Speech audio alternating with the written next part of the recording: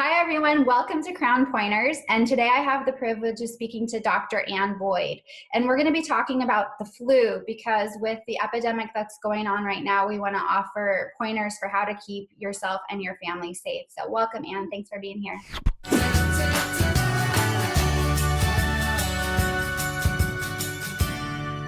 I know there's a lot of confusion between colds, the flu, stomach bugs. What differentiates the flu from those other kinds of illnesses? The flu tends to be much more sudden onset and worse, honestly. You feel horrible. You feel much worse fairly quickly. And although you can get the upper respiratory congestion, runny nose, sneezing, that's much more common in a regular old cold. What tends to be more common and more indicative of flu tends to be fever, chills, those real deep muscle aches. It feels like you've been hit by a truck. Okay, why is the flu such a concern where we have vaccines and we have scares when there's an epidemic? Why is it dangerous? I think not only does it take out the healthy workforce and cause a lot of problems that way, and people obviously don't want to get sick in general.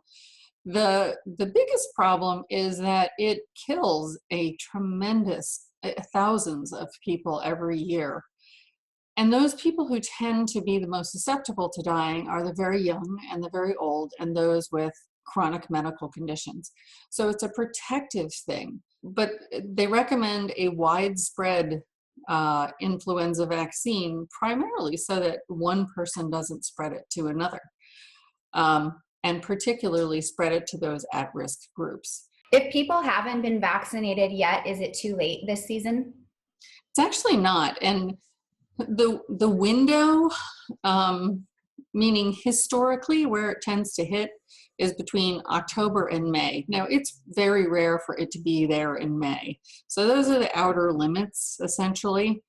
But we start getting flu vaccine about end of August into September and recommend that you get it early in the season, because if you're going to get it, why not protect yourself through that season? What about this concern that many people have that they're going to get sick from the vaccine? It's actually not really possible to get sick from the vaccine. I was doing a lot of reading about how they actually make the vaccine. The vaccine that is given in the shot is not an active virus. There is nothing about it that is live. So if you think about a vaccine is to force your body to create antibodies, which is a fighting army against a particular illness.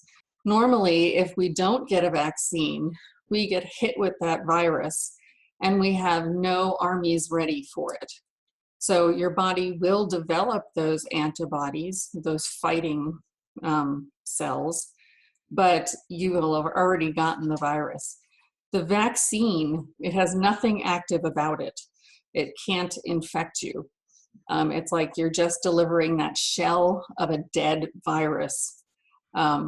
And you're exposing someone to it to prepare them and to have that army of fighting cells ready by the time the real bug hits you. What should someone do if they come down with the flu?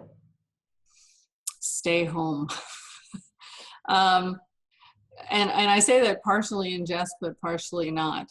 And we are such a working mentality. A lot of us do go to work and try to brave it out, but it is spread by coughing, sneezing droplets that get either passed on to someone else's respiratory tract directly, or it settles on a surface. Somebody comes, touches that surface with their hand, puts it to their mouth, and then they are at risk of getting the flu. So it's an extremely contagious thing, and particularly stay away from those susceptible, the elderly, people with chronic medical conditions, and the young. When should you seek medical help? The recommendation is probably to call your physician and let them know your symptoms.